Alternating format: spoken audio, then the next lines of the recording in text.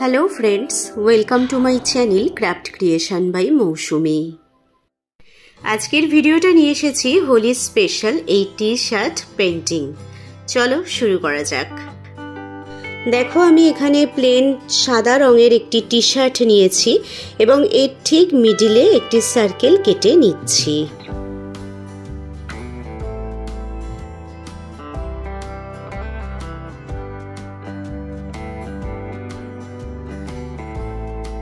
এরপর সার্কেলটির এক পাশে আমি ওয়াটার ড্রপ শেপ ড্র করে নিচ্ছি।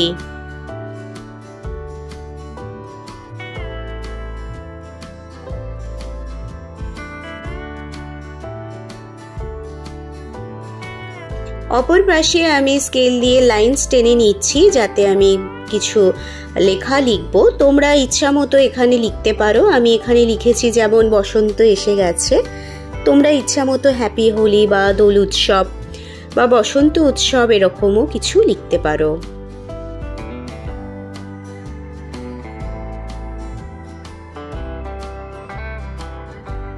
এরপর দেখো, টি শার্টের ভেতরে একটি বোর্ড আমি এইভাবে সেট করে নিচ্ছি। অবশ্যই কিন্তু এটা করবে, তা না হলে টি শার্টের কালার করার সময় ব্যাক পোর্শনেও কিন্তু কালার লেগে যাওয়ার সম্ভাবনা থাকবে।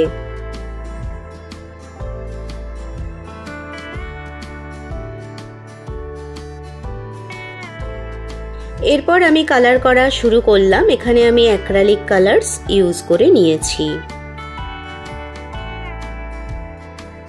আমি এখানে orange, red, green, blue, yellow, teal blue আর ব্রাউন কালার ইউজ করে নিয়েছি।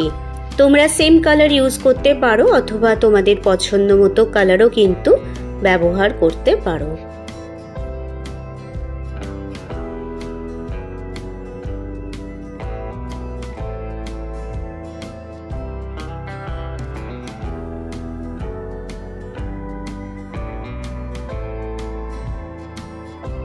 এই ধরনের ফেব্রিক পেন্টিং করা কাপড়ের কিছু ব্যবহারের বিধি নিয়ম আছে। যেরকম প্রখর রোদে কিন্তু এই ধরনের কাপড় শুকোতে দেওয়া কখনোই উচিত নয়, এতে রং জ্বলে যাওয়ার সম্ভাবনা থাকে। আর যখন পরিষ্কার করা হয় তখন কিন্তু যে ওয়াশ ব্রাশ ইউজ করি আমরা, সেগুলো কিন্তু কখনোই এই পেন্টিংয়ের ওপর কিন্তু ইউজ করা উচিত নয়।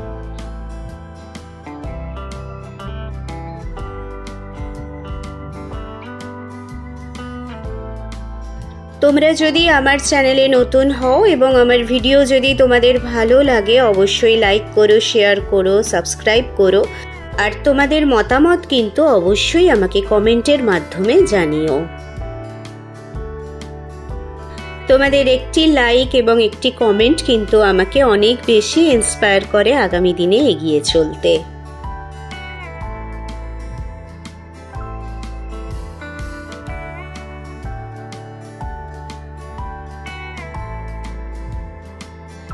ওয়াটার ড্রপ শেপগুলো কালার করা আমার পুরো কমপ্লিট হয়ে গিয়েছে। এরপর যে লেখাটি রয়েছে সেটিকে ফুটিয়ে তোলার জন্য আমি রেড কালার ইউজ করে নিয়েছি।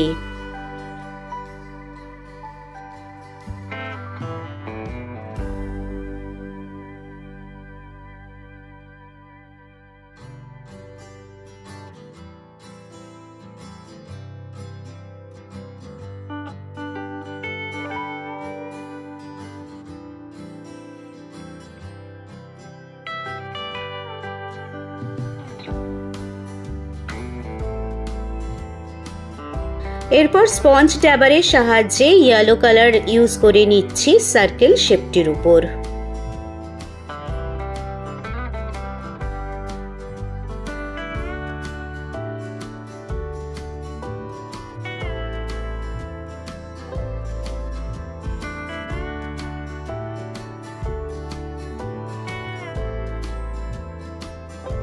হোলি স্পেশাল টি শার্ট আমার প্রায় রেডি হয়ে গিয়েছে। কেমন লাগলো তোমাদের আজকের ভিডিওটা অবশ্যই কমেন্ট করে জানিও।